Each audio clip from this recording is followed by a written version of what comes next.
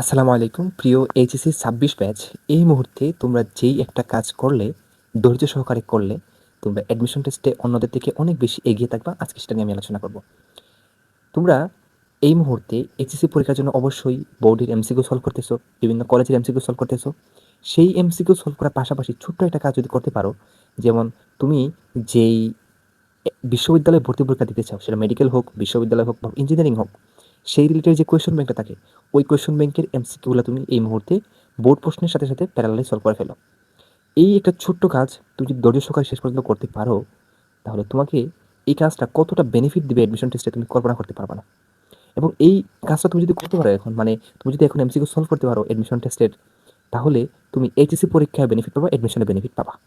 এবং তুমি দেখবা তোমার এইচএসসি নলেজ দিয়ে তুমি 70 থেকে 80% কোয়েশন তুমি ইজিলি সলভ করতে পারবা।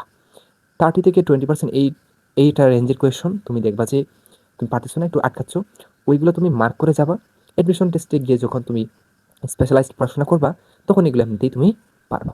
ওইগুলো বাদ দিয়ে যেগুলো তুমি ইজিলি এইচএসসি নলেজ দিয়ে পারতেছো, ওগুলো প্লিজ সলভ করে যাও।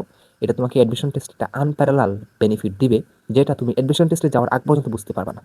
এই কাজটা করো, বোথ এইচএসসি অ্যান্ড অ্যাডমিশন দুইটা জায়গায় তুমি উপকৃত হবা ইনশাল্লাহ। সো ভাইয়ার পক্ষ থেকে ছোট্ট একটা পরামর্শ ছিল, নিজে এই কাজগুলো করে আসছি এবং নিজে উপকৃত হয়েছি দেখি তোমাদেরকে জুনিয়র হিসেবে এই পরামর্শটা দিলাম। ধন্যবাদ সবাইকে। আসসালামু আলাইকুম।